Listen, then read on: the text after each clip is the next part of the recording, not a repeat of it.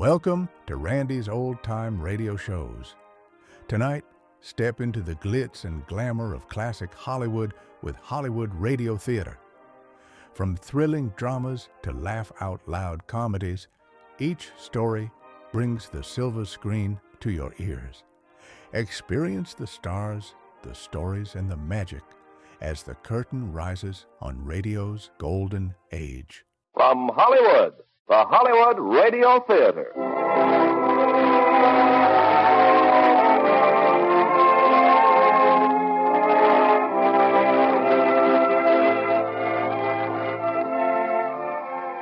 Starring Rosalind Russell and Robert Young in Goodbye, My Fancy.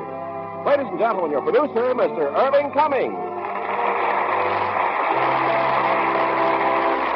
Greetings from Hollywood, ladies and gentlemen. Right now, let's introduce tonight's play, Goodbye, My Fancy. It's a scintillating comedy from Warner Brothers. Glamorous Rosalind Russell and that distinguished actor, Robert Young. Now, Act One of Goodbye, My Fancy, starring Rosalind Russell as Agatha Reed and Robert Young as Jim Merrill.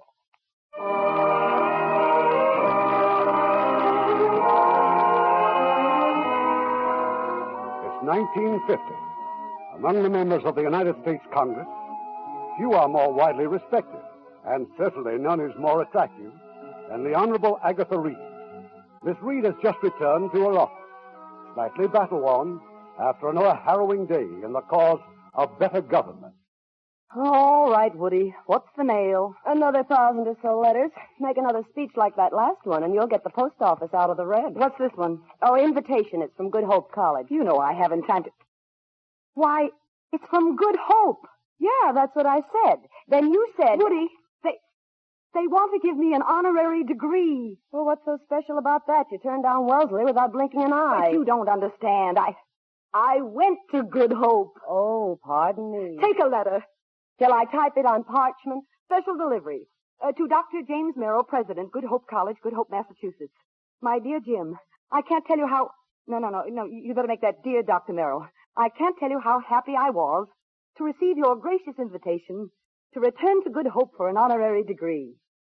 Good Hope has always been close to me, and nothing short of a congressional crisis will keep me away. And if I may be sentimental, it would give me great pleasure to be able to stay in my old rooms. Sincerely, Agatha Reed.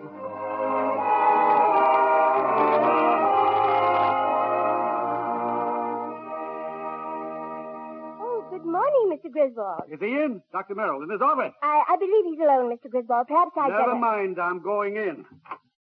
Jim, I got to talk to you. Good. Well, sit down, won't you? Last night, I wrote a letter to Agatha Reed. As chairman of the Board of Trustees, I thought it would be nice to let her know how happy we all are that she accepted your invitation. Well, that was very thoughtful And of you. 10 minutes after the letter was mailed, my wife told me Your wife told you what? that she used to be Agatha Reed's classmate, that Agatha Reed was expelled for staying out all night. Yes, she was. We're giving an honorary degree to a woman who was once expelled? Now, look, Jim, we're going to call the whole thing off. I'm afraid it's too late for that, Claude. I've given the announcement to the papers. And Real Magazine is sending a man up to cover the commencement. Real, man. Oh, that's great. If they ever find out about her being expelled, we'll all wind up on the cover. There were a dozen women to choose from, but you've got to pick a hot potato like Agatha Reed. Why? Well, Good Hope meted out some pretty harsh punishment to her. I think it's time we told her we were sorry. What's more, she's one of the most outstanding women in the nation. A woman who's won recognition as a columnist, war correspondent, and author. We've got to go through with it, huh? Yes, and stop worrying. Then it's entirely in your hands, Jim. She's your baby till after commencement. Thank you, Claude. I find the prospect very interesting.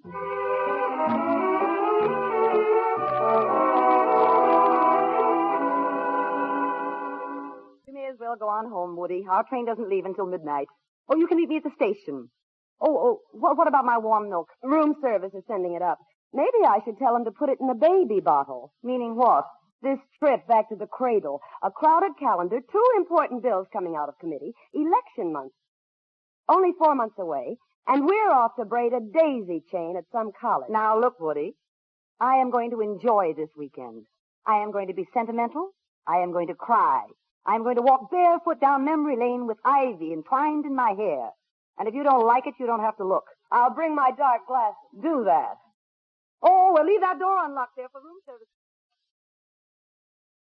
The door's open. Just put the milk on the table, please. Just milk today. No butter, eggs, yummy yogurt. Matt!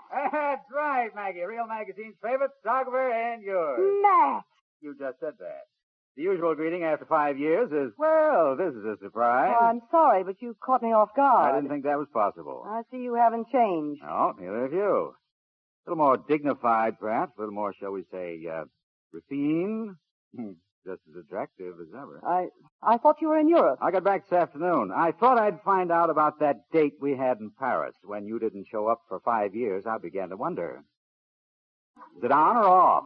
I'm sure you didn't come up here to dig all that up. Do you mind telling me why you didn't show up? Well, does it matter Of now? course it matters. When a woman runs out on a man, he ought to know why. Helps him the next time. I suppose it never occurred to you that I might have been in love with someone else. It occurred to me, but I rejected it. Really? Why? Because I've kept tabs on you, Aggie. That hasn't been hard, not for the congresswoman. Congratulations, you're doing a great job. What about before I was a congresswoman? Well, those were my years. And the years before that? Oh? Well, why haven't you done something about the guy? Well, maybe I will. Now, do you mind, Matt? I'm in the midst of packing, and I want you to leave. Say, did you ever get those pictures I sent you from China? Oh, yes. Yes, I did. Uh-huh. Did you like the one of yourself? The one on the Orient Express, nearing Paris. No, I didn't like it. Why not? Well, the one time you don't expect to be photographed is asleep in a train compartment. Besides, the occasion was exactly not the kind of thing I wanted recorded for posterity. That's funny. I thought it had the makings of one of the big moments in history. Come to think of it, you did, too. Matt, please. It was fun, but war has a way of making little moments seem big at the time. Very penetrating. May I quote you sometime? Well, I'm sorry if I said it badly, but it's true. We were a nice snapshot, but never a family portrait. Yeah, I get it. It's subtle, but I get it. Well, now you've got to go. Now, I have to catch the New Yorker at midnight. The New Yorker? Yes, and I haven't packed a thing The for New Yorker. Here I've been holding you up with idle chit-chat, and all the time we're going to be traveling companions. You're going to be on that train? Happy coincidence. Just like the good old Orient Express. Don't be ridiculous. Oh, I know what trains do to some people. So long, Aggie. I'll see you on the New Yorker. Western Union, please. This is Agatha Reed. Oh, yes, I want to send a straight wire to Dr. James Merrill, Good Hope College, Good Hope, Massachusetts. Oh, have you got that? Please don't have anyone meet me at train.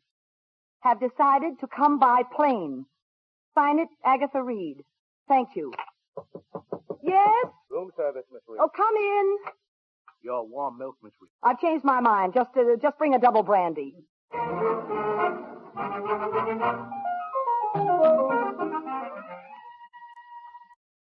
So this is it, huh? Dear old school days. Woody, just look.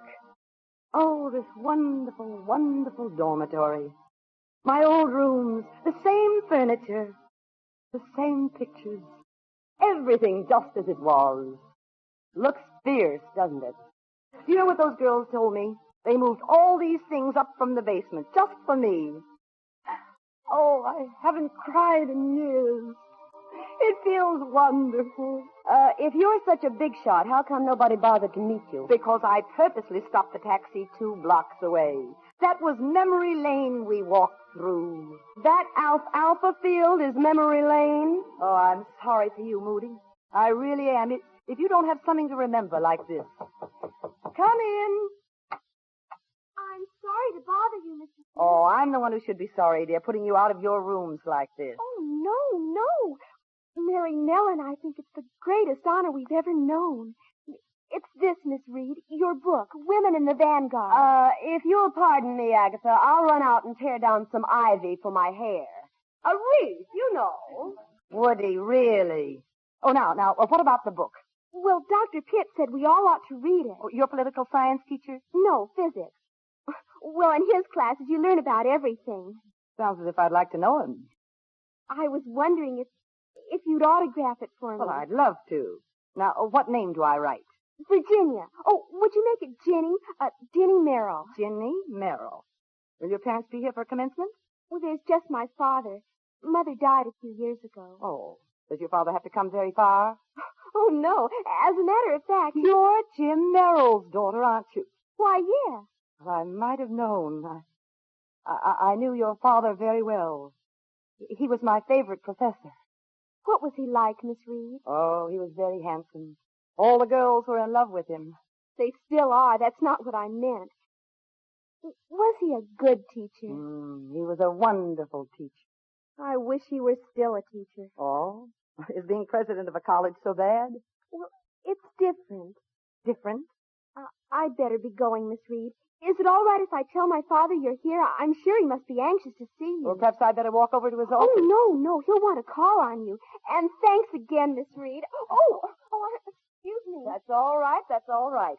We just had a phone call. Real Magazine. They're covering your weekend here. Oh, how nice. Oh, it's better than that. They're sending Matt Cole. Who did you say?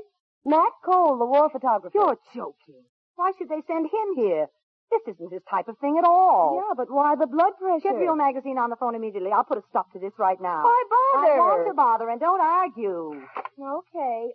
Hello, get me New York. Yeah, Real Magazine. I want to speak to Mr. Bronson personally. Make that person to Mr. Bronson. That's right. He owns the magazine. Is this a matter of life and death? I asked you not to argue. Just get Bronson on that phone. I can't. The circuits are busy. Give me the phone. Hello, this is Agatha Reed. Now, on that call to Real Magazine, it's most important. This is a crisis? I'd appreciate it, please, if you get everything you possibly can do. I can...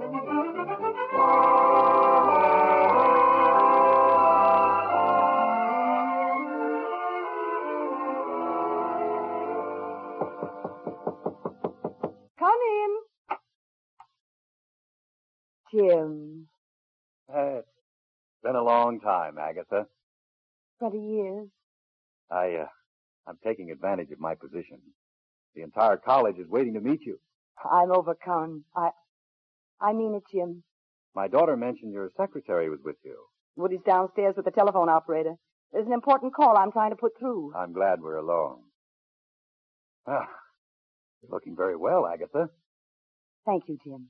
I suppose you realize you're in for quite a weekend. Yes, I've seen the agenda. We start in an hour with your official reception. I can turn my back if you'd like to escape. I wouldn't think of it. Vanity, I guess. I suppose everyone dreams of coming back for an honorary degree. That's a popular ambition, like wanting a mink coat. Yeah. Or to be president. Yes.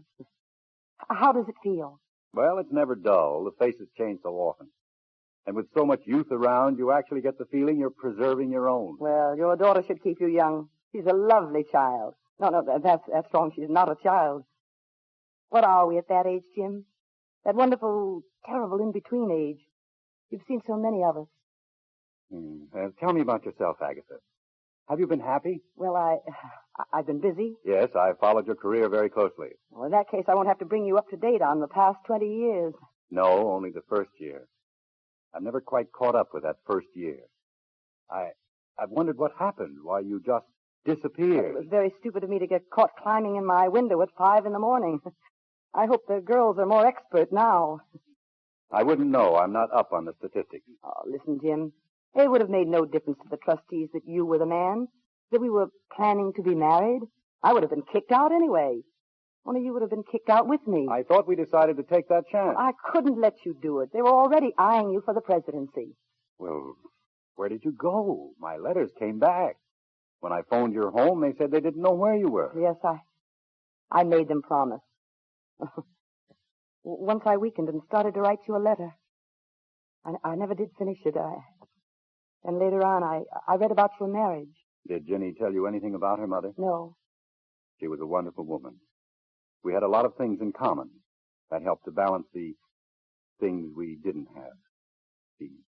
She died 4 years ago. Why did you feel that you had to tell me that? I don't know exactly. I suppose What are you trying to say, Jim? Well, you came up here this weekend. Why? Well, don't you remember? You invited me. I carried that invitation around for 2 years before I sent it. Oh, that was silly, Jim. I answered it as soon as I got it. Bronson's in Chicago. Oh, sorry if I interrupted. That's quite all right. I was just leaving. Dr. Merrill, my secretary, and my right arm, Miss Woods. How do you do? How do you do? Miss Reed, did I tell you it's wonderful to have you back? Yes, Dr. Merrill, but it's good to hear it again. I'll see you at the reception. There'll be a committee calling for you at 4 o'clock. Oh, it's nice to have you here, too, Miss Woods. Thank you. Prexy's nice looking, isn't he? Yes. Looked mighty cozy just now. Talking over old history exams. You know what's wrong with you? You're so used to having your thumb in every Washington pie that you can't... Stop filibustering. All right, Woody. It's so. What so? Just what you're thinking. Oh? He's the first man I ever loved. He's what? Maybe the only one. The truth is, I'd marry him tomorrow if he asked me. You're kidding, aren't you? What's the matter? Are you against marriage, too? Of course not. But you're smack in the middle of an election campaign and 100 other things. Your life is too busy. There's quite a difference between a busy life and a full one. I thought you'd be happy for me. Well, what do you expect? I don't even know the guy. Well, I know him. Now, this isn't just a whim, Woody. This is something I waited for and thought about for 20 years. Maybe the most important thing in my whole life. That's why I don't want anything to spoil it. That's why What about that phone call? Phone call? Yeah, Bronson, Real Magazine. Oh, that. They're expecting him back at his hotel. Anything I can do? Oh, all right, Matt. Come in. Now, what do you think you're doing here? My job. I'm a photographer. You don't expect me to believe they picked you for an assignment like this, do you? As a matter of fact, I asked for it. I had a great idea for a layout. The Honorable Agatha Reed and how she grew. Now, don't try anything. I'm warning you, Matt. Yes, ma'am. This is my secretary, Miss Woods. Hi. Real pleasure. Oh, would you mind directing me to the president's office? Why? I'm supposed to check in with the old codger. Oh, you'll probably find the old codger in the administration building. Yeah, and where might that be? Woody. Let's go, Mr. Cole. Thanks, Woody. I wouldn't want him to get lost. If I do, I'll send up a flare. I'll get it. Hello? Oh, yes, Mr. Bronson. We've been trying all over to find you. Well, say something. We just wanted to tell you we decided to renew our subscription.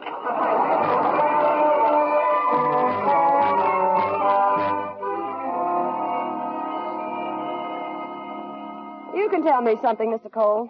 Why was the Honorable so upset about you coming up here? She thinks I'm in the employ of a foreign government. Oh, come on, give. You're about as innocent as a rattlesnake. All right, I'm here because I think she's on the verge of making a big mistake. What kind of mistake?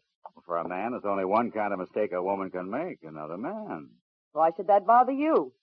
Well, that shouldn't be hard for a smart girl like you to figure out. Oh, no. Now I know who you are. You're up here to make trouble. That's who you are. Well, no fisticuffs when we get there. This is supposed to be a happy weekend. When we get there? Wait a minute. Don't tell me he's the president of this seminary. I thought you knew. Well, no, thanks for telling me. You tricked me. Wild horses wouldn't have dragged that out of me. Oh, forget it. What am I worried about? If I can't take her away from some old Mr. Chips, I'll quit the business. Ha! What does that mean? Get out that flare, Mr. Cole. You're gonna need it.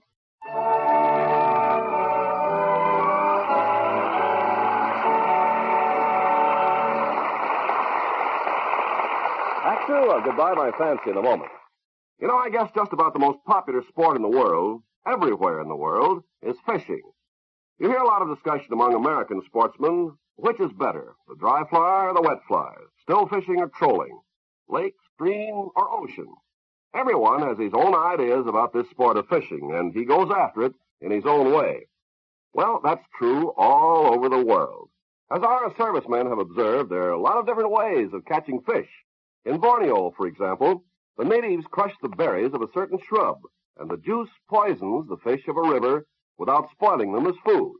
In Africa, South America, and Alaska, the spear or harpoon is used.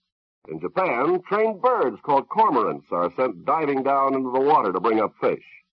In some Pacific islands, nets are used. In others, the bow and arrow is the favorite method of getting fish for supper. Well, what's true about fishing is true about other customs and traditions around the world. The way of doing things may be different, but the ideals are the same. No one way is right or wrong. It's just what suits the individuals best. These customs are important to the people who follow them, and our servicemen are helping to maintain goodwill by observing the customs of other people in other lands. Now our producer, Mr. Cummings. Act 2 of Goodbye My Fancy, starring Rosalind Russell as Agatha and Robert Young as Jim, with Whitfield Connor as Matt.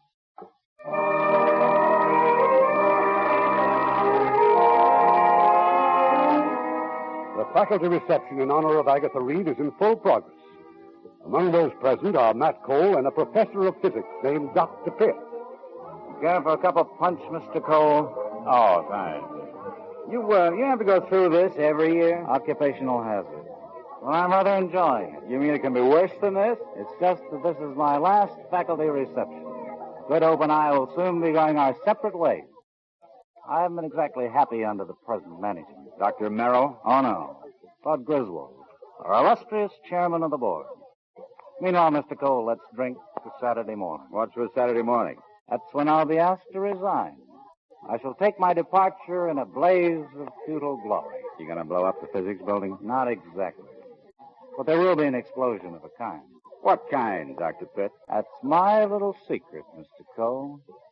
Punch not very stimulating, is it? You're wrong, Dr. Pitt. I feel a noticeable lift. As a matter of fact, something wrong, Mr. Cole? It seems our guest of honor has disappeared. If I'm not mistaken, I saw Miss Reed and Dr. Merrill walk out there on the terrace just a moment ago. Well, now that should make a charming picture for the magazine. Excuse me, Dr. Pitt.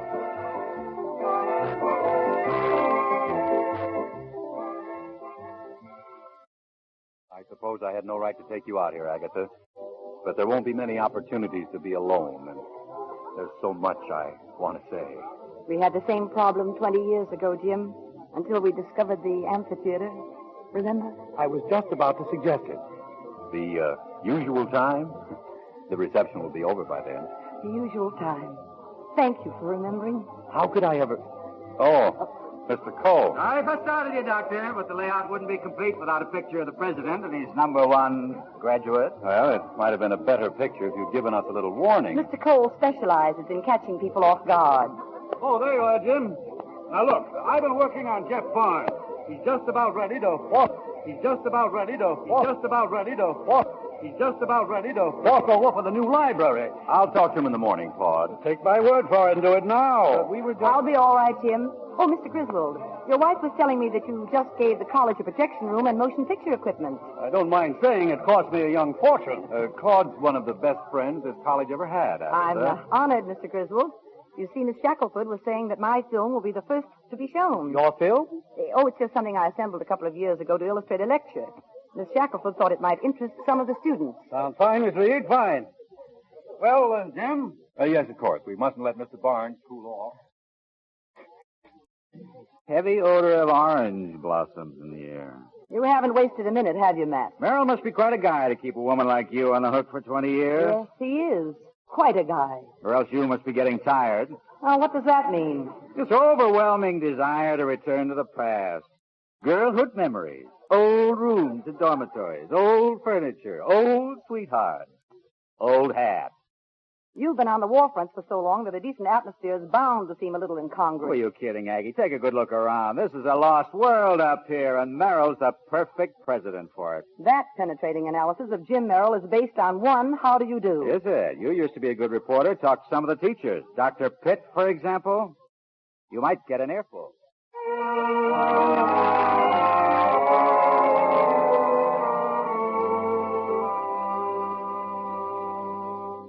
The old amphitheater, Agatha. It looks just the same, doesn't it? Just the same. I was late, wasn't I? A little. On my way, Dr. Pitt stopped me. He said you had quite a talk with him. Oh, Jim, I'm sorry. I was meddling. I had no right to. In this case, you had every right. What did you tell him? Is he going to resign? No, I asked him to remain here. That's what you expected, isn't it? That's what I hoped for. But what about Mr. Griswold? Well, I imagine there'll be some tearing of hair. But I'm sure I can manage the situation so that both sides appear to win. Jim. Remember the last time we were here? We were very young, very much in love. And you proposed to me. Agatha, if I were to ask you again, is there any chance your answer might be the same? Oh, always on second proposals. This time you won't run away. No. Then I can tear this up. It's the note you left for me.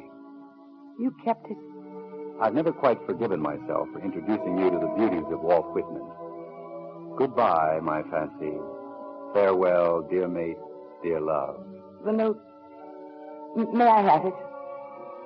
Thank you. Hello, my fancy. Agatha.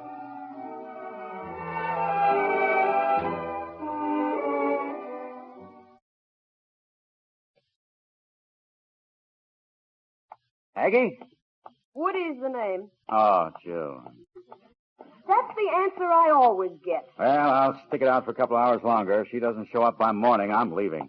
Got it bad, haven't you? Look, I'm not being nosy. I think Aggie's making a mistake, too. I don't just work for this woman. I like her. I care what happens to her. So do I. What was it with you and Aggie, anyway? Well, I hadn't seen her since the day Paris was liberated. Before that, not for months. I was going to ask her to marry me. We made a date for that night. I rustled up 8 red roses, a bottle of champagne, and a ring. I tore the petals off the roses and sprinkled them in the doorway. Put the ring at the bottom of the glass. She'd drink the champagne, see the ring, catch on that I was proposing. Nice idea, wasn't it? Yes, very. Only Aggie never showed up. Well, the evening wasn't entirely wasted. I learned something that's been invaluable to me ever since. Do you know it only takes 3 hours for roses to turn brown around the edges? I'm sorry, Cole. What are you sorry about? Now that I've seen her dreamboat in action, I'm not worried. He's a memory.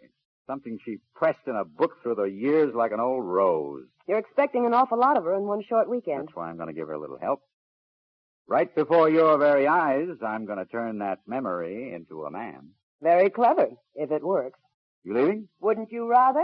I hear the approach of familiar footsteps. Well, good evening. I was just about to put a light in the window. Well, I'm glad you didn't bother. I know exactly where I'm going. Good night, Matt. I want to talk to you, Aggie. Oh, yes, of course. About Dr. Pitt. You'll be very unhappy to hear that any difference of opinion is now a thing of the past. Dr. Pitt will remain here. Well, there's one thing to be said in our Prexy's favor. He doesn't want to lose you. I don't blame him. He's not going to lose me. Then it's all set? All set. Oh, congratulations. Oh, you just can't take it, can you, Matt? That he could be more exciting, more desirable than you. That's right. I'm as vain as the next guy. Since you've gone in for collecting memories, here's another one. Sorry if I smeared your lipstick. Good night, Aggie.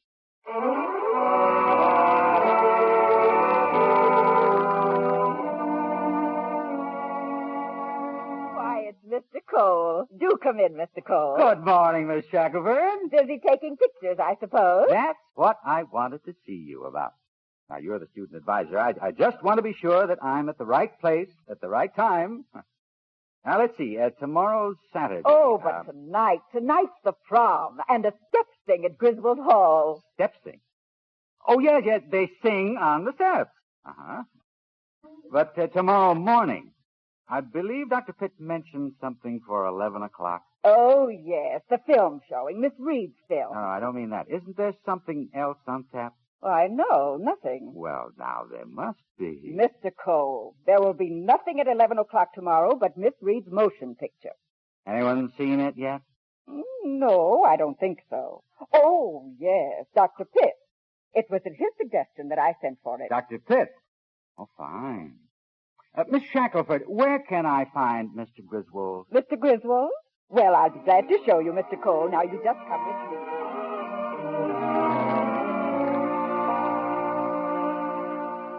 I would have stopped by sooner, Agatha, but something came up. I just wanted to remind you about the prom tonight. Jim, are you sure that's all? No, I just couldn't wait that long to see you. Did Griswold reach you? He phoned here some time ago. I've just come from his house. He asked about that film of mine. He seemed a little concerned. Well, yes, a little. I'm terribly sorry, darling, but I forgot to ask you anything about the picture.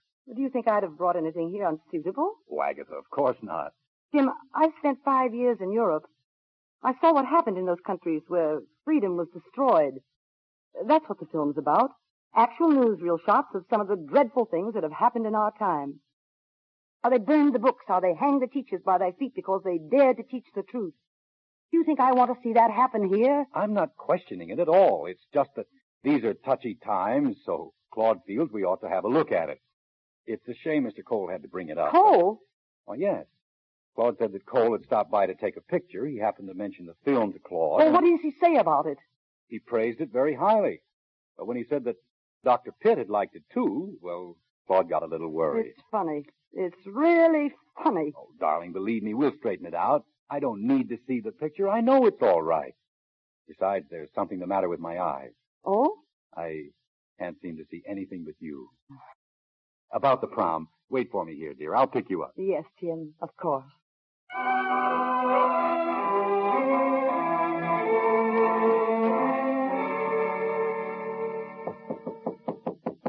It's Jenny, Miss Reed. May I come in? Jenny, of course, dear.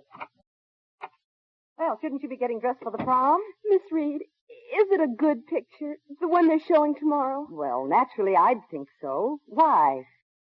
Well, they're having a meeting about it at my father's house, and What are you trying to tell me, Jenny? well, some people think the president of a college has the right to make decisions on things, but he doesn't. He has to check everything with the trustees. Whatever he may feel himself just doesn't matter. You mean they may not run the film? My father's done wonderful things for the school. 7 new buildings in 10 years. Isn't that something to be proud of? I'm so proud I could... Oh, no, it's all right, Jenny. It's all right. Oh, I'm so ashamed. My father's a coward, Miss Reed.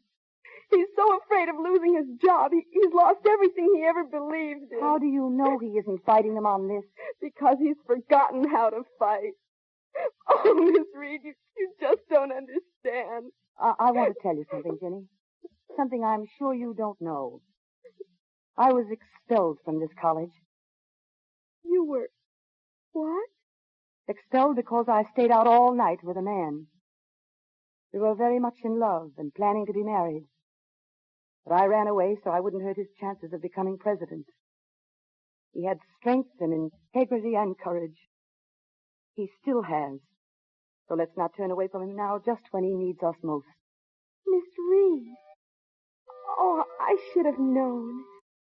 Whenever he talked about you, he was different. And I never really gave him up. I just needed someone else to believe in him, too. Now you better go and get dressed for the prom. Oh, thank you, Miss Reed. Thank you.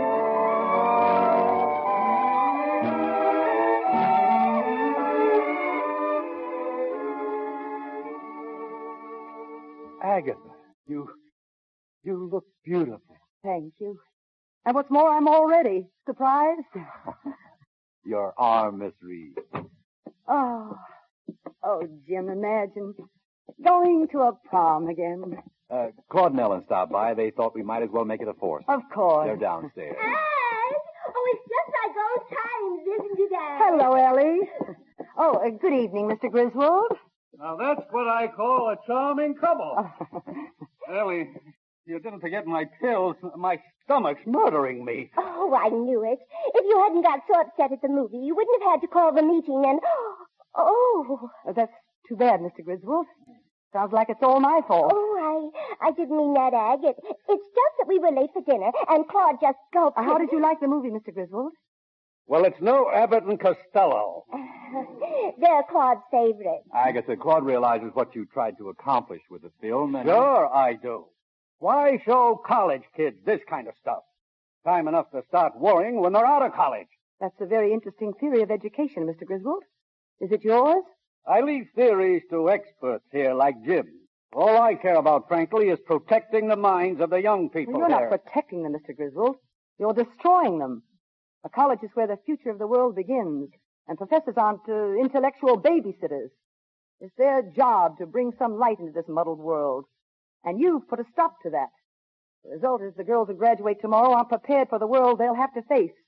Yet you're content to hand it to them and say, fight for it, die for it, but don't attempt to understand it. Miss Reed, I think we know what's best for our school. Claude, please let me handle this. There's no handling to it, Jim. And we might as well tell her now. Miss Reed, we've canceled the showing of the film.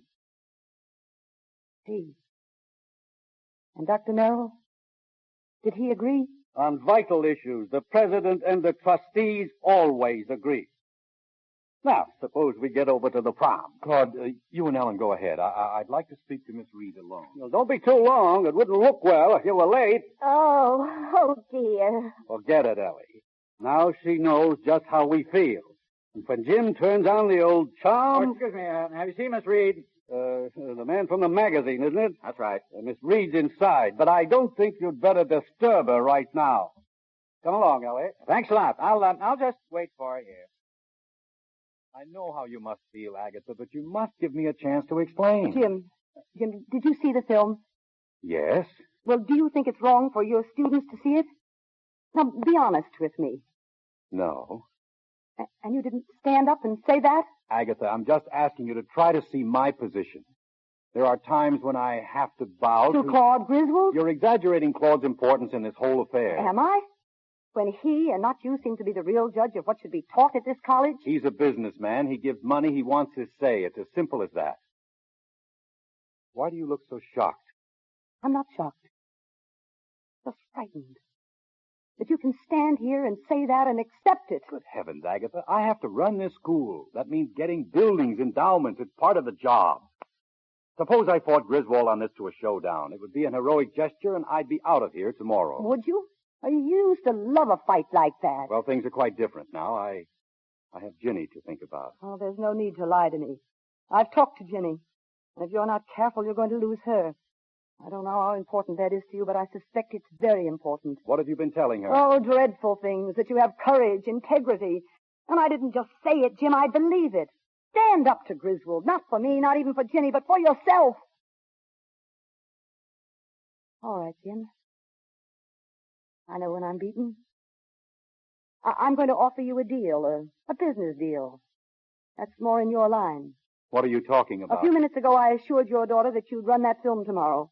So I'm afraid you're going to do it, with or without Mr. Griswold's consent. Is this your idea of a joke? No. And in exchange for that small service, I'll give you my personal guarantee that the article in Real magazine won't even hint at the colorful events leading up to my expulsion from this seat of higher learning. I can't believe Why not? You see, Jim, I'm willing to take a chance on you. I know now that you're afraid. And with a man who's afraid, it's just a question of the lesser of two evils. Whether you risk being removed from here by running the film, or whether you accept the certainty of being removed after this story breaks. You'd really do a thing like that? Oh, you'll learn all kinds of tricks in my work. The most important one being never to play fair unless you respect the men you're dealing with. I'd never believe this could happen. Not after last night. Last night was 20 years ago. Listen. They're playing the alma mater. Very appropriate, isn't it? Look how long, Jim. We'll be late for the prom.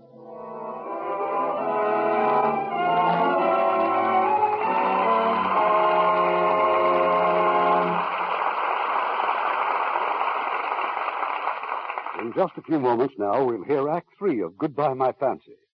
You know, every once in a while, the sounds of war yield to a nicer note. Such a one came from Korea, from the 27th Regiment of the 25th Infantry Division. It's an outfit of superb combat soldiers who built a legendary reputation in the Korean fighting. But they built something else along with it. When they were stationed in Osaka, Japan in 1949, they learned that a small orphanage was in bad shape, poor buildings, little clothing, and no assurance from day to day that there would even be enough food for the more than 150 kids who called it home. Well, the regiment adopted that orphanage. They began to take up collections. They contributed food and medicine and clothing. And when the regiment moved to the Korean battlefront, the work went on. Their first payday in combat, those guys deducted 500,000 yen and sent it back to Japan for their orphanage. You can bet those kids have never forgotten the men of the 27th. Such acts by you and your friends today are shaping our world of tomorrow.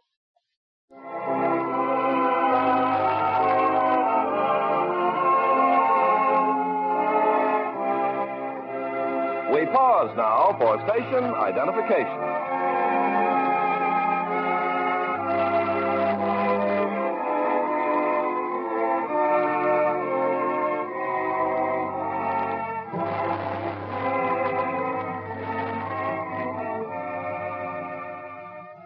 curtain rises on Act 3 of Goodbye, My Fancy, starring Rosalind Russell as Agatha and Robert Young as Jim, with Whitfield Connor as Matt.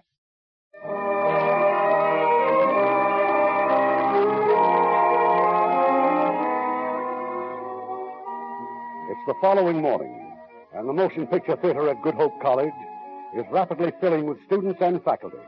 In front of the theater, Matt Cole has just walked over to the student advisor, Miss Shackelford. My, you look just radiant this morning, Miss Shackelford. Oh, why, Mr. Cole. So you're showing the movie, huh? Sort of a flexible program you run up here, isn't it? It's completely beyond me. Last night, Dr. Merrill tells me to cancel the film, and this morning he says to go ahead. Dr. Merrill ordered the film shown. Well, it's not my responsibility. Oh, I'll certainly be glad when this weekend's over. Hi. Oh, are you all alone, Woody? Isn't the Honorable going to show up? Film's about to begin. Now listen, out of focus. Merrill came through, didn't he? They're running her picture, aren't they? You know what that does to your chances? Oh, well. Then what are you so happy about? Oh, I'm not happy. I'm sad.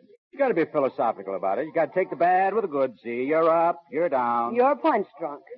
Coming in? No, I've seen the picture. I think I'll take one last happy look at Good Hope. I might run into an old friend.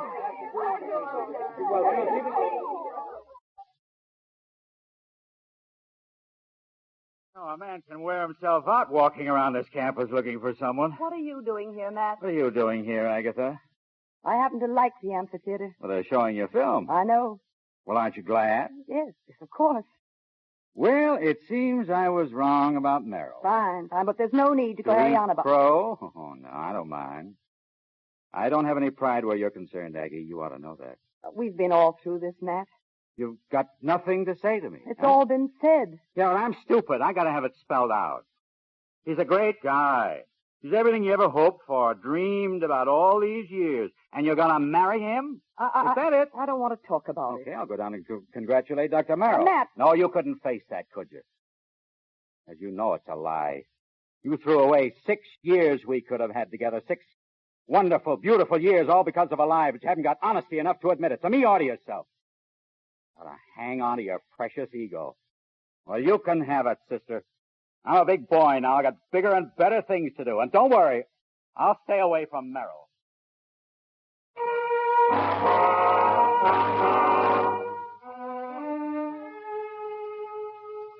Agatha? Come in, Jim. You're not packing. That's right, Jim. I'm leaving. My commencement speech is there on the waistback. If I had to stand up there this afternoon and say it, I'd choke on every word. But don't you You realize... can say that I was taken ill, that I was called back to Washington, anything. Just like 20 years ago, isn't it? Running away again. Jim, I was wrong about last night, expecting you to be the same man I remembered. And I was wrong to think that I could help you win your daughter back. I can't blackmail you for the rest of my life. It's better that she know the truth now while she's young. Would you tell Jenny that? That I ordered your film shown because if I didn't... If I had to, yes, I'd tell her. Who is it? It's Jenny, Miss Reed. Come in, Jenny. I went to your office, Father. They told me you'd come here. We just saw your picture, Miss Reed. Oh, it was wonderful. I wish you'd been there, Father. I'm sure none of us will ever forget it. It was the best graduation present you could have given the senior class and me. Well, I just wanted to thank you. Jenny, don't go. Yes? You kissed me just now, Jenny. You haven't done that in a long time. I'm very grateful. But I can't accept it under false pretenses. False pretenses? Jim, no, don't. I had the movie shown only because Miss Reed forced me to. She gave me an alternative that left me no choice. That's the truth, and I want you to know it. I haven't been much of a father for quite a while. I'm sorry, Jenny. I didn't tell you all this to hurt you. You've forgotten a lot of things about me, haven't you? But I don't cry only when I'm sad. But I cry just as much when I'm happy. I don't care why you showed the film. I just wanted you to be honest with me and with yourself. Oh, so this is where you are. Ellie, do you mind? It's all right. Come in, Ellen. Now, what is all this nonsense, Jim? Claude's terribly upset. The whole board's upset. First when they heard about the movie, and then right out of the blue, this resignation. Resignation? Oh, it was just beautiful, Jim. Especially that part about self-respect. It just about made me cry. Jim, why did you do it? I stood in back of the theater a little while ago and watched them looking at the picture. Suddenly I realized I had almost not let them see it. That's when I knew that everything you said last night was true. That I had no right to be the president of a college. Why, Aggie, how could you say such a thing? Why, you should hear them all shouting back there at home about how much good you've done for the school. And what a row the students would raise if they heard about it, wouldn't they, Jenny? They'd raise a heck of a row, Mrs. Griswold. Why, I'd even resign as alumni president. Thank you, Ellen. Oh, my goodness, Jimmy. Now, what are you doing here? You forget it's commencement. I'm going, Mrs. Griswold. I always wondered why they called it commencement. Now I know. Well, I'd better be leaving, too. I just wanted to ask you to reconsider, Jim. Oh, you won't mention this to Claude, will you? He'll like thinking it was his own idea. It's very important to a man like Claude, you know, to think everything's his own idea. I'm afraid I've been underestimating you, Ellen. You forget. I was once a student in your history class, too. See you later, Aggie. I'm overwhelmed, Jim. I never expected this. We're even, neither did I. Will you reconsider? I think it's very important to Good Hope that you stay on. When I came in here, I wanted to tell you again how much I love you. That I didn't have much hope for it after last night. But that somehow, today, I know we're different people than we were 20 years ago. I know that a lot of things have changed. But I wouldn't want to go through the rest of my life feeling I hadn't tried. Do I have a chance? You might have had a very good chance, Jim. Except that, well, you see, we only met today. Just now, really. And there's someone who has a few years' start on you. He's lucky. Thank you. You will stay, won't you, for commencement, I mean? Yes. Yes, I'll stay. Thank you, Agatha. Well, hello. Hello. I mean, Agatha. Oh, where have you been? Where have I been? Where have you been? Straightening out my life. Well, now I know. Now, what arrangements did you make for getting us out of here? Getting us out? By plane, Woody, tonight. You better phone Washington. Tell him to set up that committee meeting for 10 tomorrow morning. Oh, and call Senator McElroy. Tell him he was right. I'll make a swing through the whole state before election. And close your mouth. You look like a fish. Well, I thought you and Merrill... Now, get on that phone. I've got to go change my shoes. Hello, this is Miss Woods. Would you get me the airport, please? All right, Woody, where's the Honorable? Oh, look, Cole, would you mind telling me something? What's going on? All right, I'll hold on. Merrill runs the film. You're philosophical, and she straightens out her life. I don't get it. You will. Oh, Woody, my black shoes. Where on earth did you put... Well, I thought you were on your way to bigger and better things. I've got some news for Hello? you. Leave us alone, Woody. But I just said have- leave us alone. Oh, I'll call you later. You're not going to do it, Aggie. You're not going to marry him. Oh, really? Now, look, I'm not asking you to fall into my arms. I wouldn't even catch you if you did. One thing I found out this weekend, I don't like women. Well, then why all the bother? Because I'm neat. I straighten pictures. I put the tops on toothpaste tubes. I don't like unfinished things lying around. Now, you're not going to go through with this and throw away your life. Aren't you being a little overconfident? I don't think so. I'm offering you a deal, a business deal. And in exchange for such a small service, I'm giving you my personal guarantee that the article in Real magazine won't even hint at the colorful events leading up to your expulsion from this seat of higher learning. Why, you... See pictures on opposite page. Oh, you're an eavesdropper, too, among all your other accomplishments. You'll learn a lot of cute tricks in my work, too. Well, it seems I have no choice, have I? Woody! Yes, ma'am. There's been a change of plans, Woody. We're leaving Good Hope tonight. Huh? You better phone Washington. They can set up that committee meeting for tomorrow at 10. Oh, and call Senator McElroy. Tell him I'll make a swing through the entire state before elections. But you just told me. I know, but there's been a change in plans. Oh, a change in plans. Miss Reed, are you ready? Jimmy? The ceremonies are going to begin. Well, I guess I'm ready. Your speech. Have you got your speech? I left it right here on the desk. What did you do with it? I never touched I it. just think I remember What's that in the leaving it- wastebasket? Oh. We had no file. Yeah, that's right. Now, come on, let's go. Jimmy, where are you? Oh, one weekend. Could a woman go crazy in one weekend? What's so crazy about changing her mind? Changing her mind? She told me the same thing 5 minutes ago. She what? She what? What are they putting the food around here anyway? Now what's got into you? Sweetheart, don't even try to understand it. Just relax and enjoy it.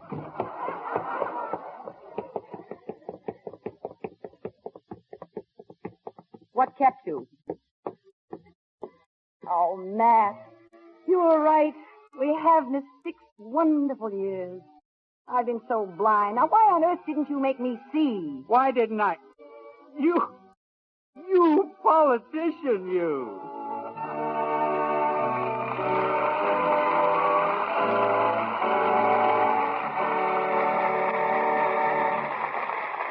In a moment, our stars will return. Make a friend, and you make an ally. There's a thought for you to keep in mind, as many another American has. Ever heard of Billy Brown? Well, for over a year now, young Billy, a high school senior of Yorktown Heights, New York, has broadcast a 15-minute program over the Voice of America. Every Friday, in answer to some letter from a pen pal, he talks about such varied subjects as sports, stamps, religious freedom, and American jazz. The program is repeated in Urdu, a language spoken in India and Pakistan, and beamed to Asia.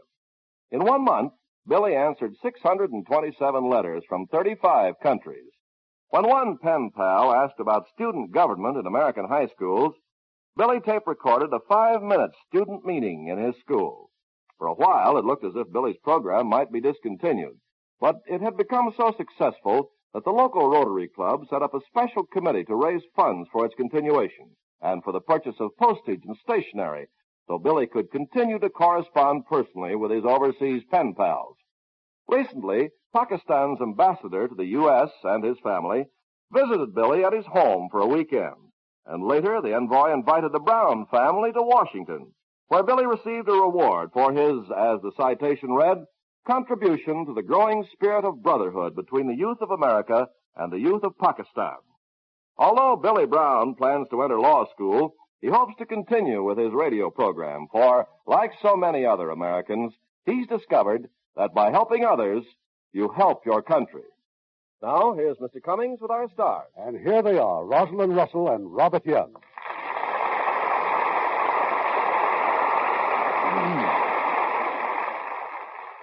Now, Irving, tell us about your plans. One of the most beautiful love stories of all time. The world-famous novel by Emily Bronte, which Samuel Goldwyn turned into an artistic triumph as a great motion picture, Wuthering Heights. And we are proud to announce that lovely Merle Oberon will recreate a well-remembered portrayal of Kathy. Well, that will certainly get you off to a great start. Good night. Good night. Good night. Heard in our cast tonight were Joan Banks as Woody, Norma Jean Nilsson as Ginny, Herb Butterfield as Mr. Griswold, Fred Mackay as Dr. Pitt, Pauline Drake as Ellen, Gail Bonney as Miss Shackelford, and Eddie Marr.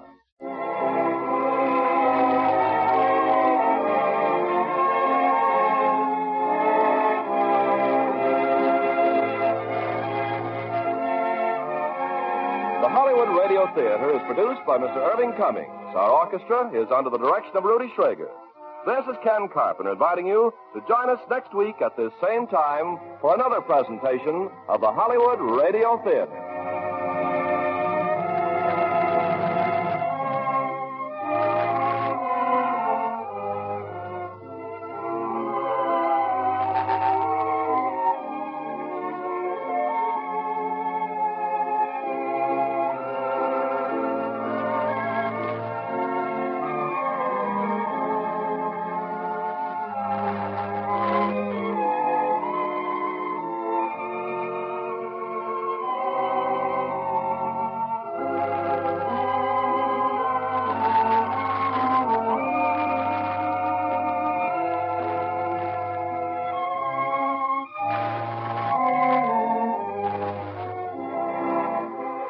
Hollywood Radio Theater is a presentation of the United States Armed Forces Radio and Television Service.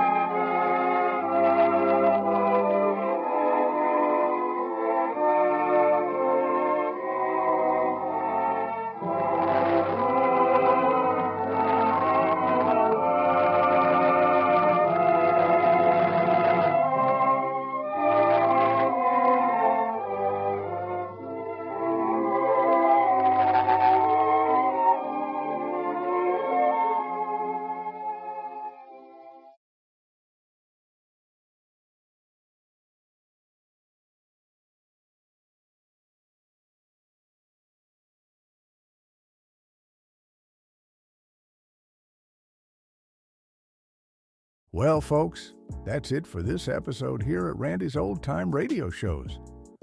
Before we wrap up, it's worth noting that Randy dedicates countless hours to restoring and editing every single show before it's uploaded for your listening pleasure. Our goal is to preserve these old-time radio treasures and make them sound as clear and warm as the day they were first broadcast. If you'd like to support his hard work and help keep these classic shows coming, any donation, big or small, is sincerely appreciated. You'll find donation links in the description below. Or if a QR code appears on your screen, simply point your phone's camera at it and follow the prompts. Randy sincerely thanks you in advance for helping keep these shows alive. Thanks for joining us, friends. Until next time, keep the memories warm and the stories close.